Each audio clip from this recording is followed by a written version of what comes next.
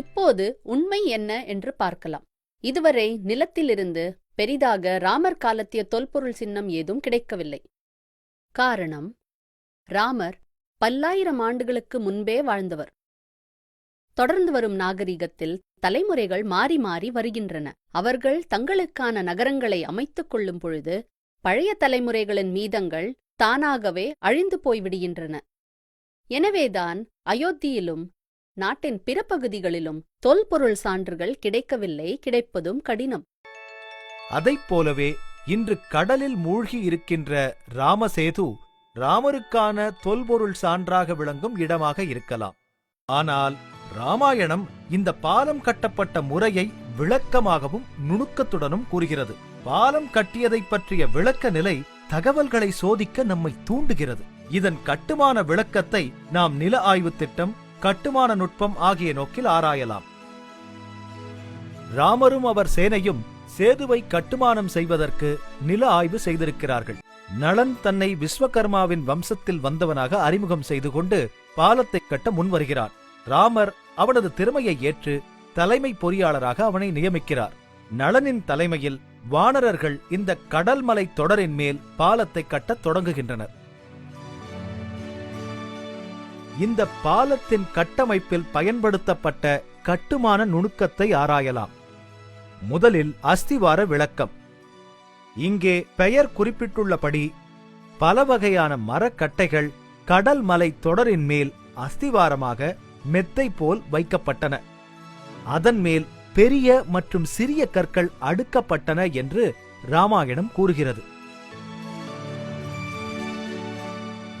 இந்த அனிமேஷன் கடல் தரையிலிருந்து இயற்கையாக எழுகின்ற மேடு பள்ளமான கடல் மலை தொடரை காட்டுகிறது.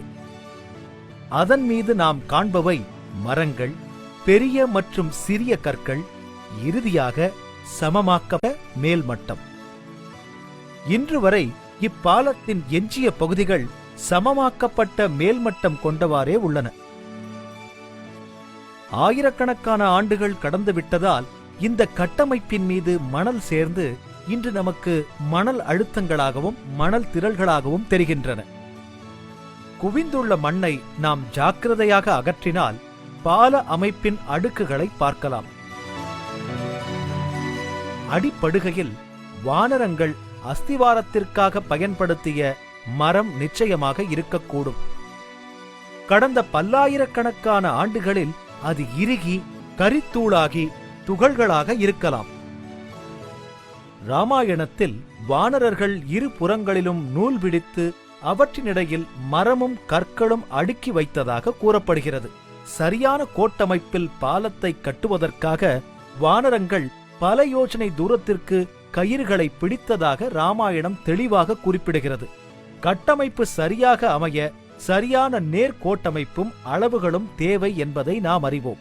இந்த விளக்கத்திலிருந்து ஏதோ தோன்றியபடி கற்களை எரியாமல் கோட்டமைப்பு கருத்தை எண்ணி திட்டமிடப்பட்ட முயற்சி இது என்பது தெளிவாகிறது. இன்றும் கூட விண்ணிலிருந்து எடுக்கப்பட்ட பாலத்தின் நிழற்படம் இதனை தெளிவாக்குகிறது. நில அமைப்பை பயன்படுத்தி அவர்கள் இந்த பாலத்தை 5 நாட்களில் கட்டி முடித்தனர். ஒவ்வொரு நாளும் அவர்கள் கட்டி முடித்த தூரம் ராமாயணத்தில் கூறப்பட்டுள்ளது. நூலின்படி பாலத்தின் நீளம் 100 யோஜனை, அகலம் 10 யோஜனை. இதே அளவு மகாபாரதத்திலும் கூறப்பட்டுள்ளது. இது 10:1 என்ற விகிதம். இன்று ராமர் சேது அல்லது ஆதாம் பாலம் 35 கிலோமீட்டர் நீளமுடையதாகவும் 3.5 கிலோமீட்டர் அகலமுடையதாகவும் இருப்பதும் அதே 10:1 விகிதம்தான். ராவணனை வென்று சீதையுடன் புஷ்பக விமானத்தில் அயோத்தி திரும்பும்போது இப்பாலத்தின் மேலே பறந்தார்கள்.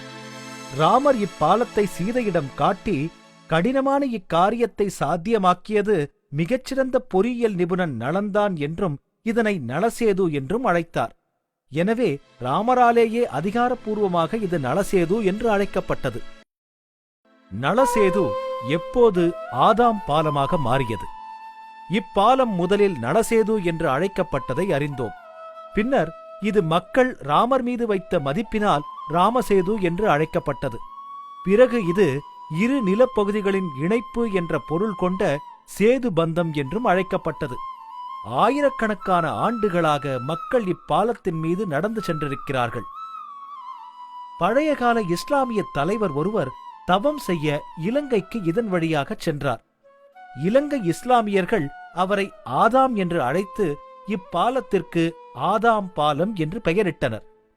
ஐரோப்பியர்கள் இப்பகுதிக்கு வந்தபோது ஆதாம் என்ற பெயருடன் சுலபமாக தொடர்புபடுத்திக் கொள்ள முடிந்ததால் இதனை ஆதாம் பாலம் என்றே பதிவேடுகளில் குறித்தனர். இப்பெயர் இவ்வாறு நிலைத்தது. கடந்த சில ஆண்டுகளில் செயற்கைக்கோள்கள் பூமியைச் சுற்றி வந்து நிழற்படங்கள் எடுத்துள்ளன. இந்தியாவின் தெற்குப் பகுதி படங்களில் இப்பாலம் காணப்படுகிறது. நீருக்குள் இரு நிலப்பகுதிகளை இணைக்கும் வழியாக தெளிவாக காணப்படுகிறது. இப்படங்களில் இப்பாலம் தனித்தன்மை வாய்ந்த வளைவை கொண்டிருப்பதால் மனிதனால் உருவாக்கப்பட்டது என்பதை உணர்த்துகிறது. இது இராமாயணத்தில் கூறப்பட்டுள்ளபடியே மனிதனால் உருவாக்கப்பட்ட பாலம் என்பது பலரின் கருத்தும் ஆகும்.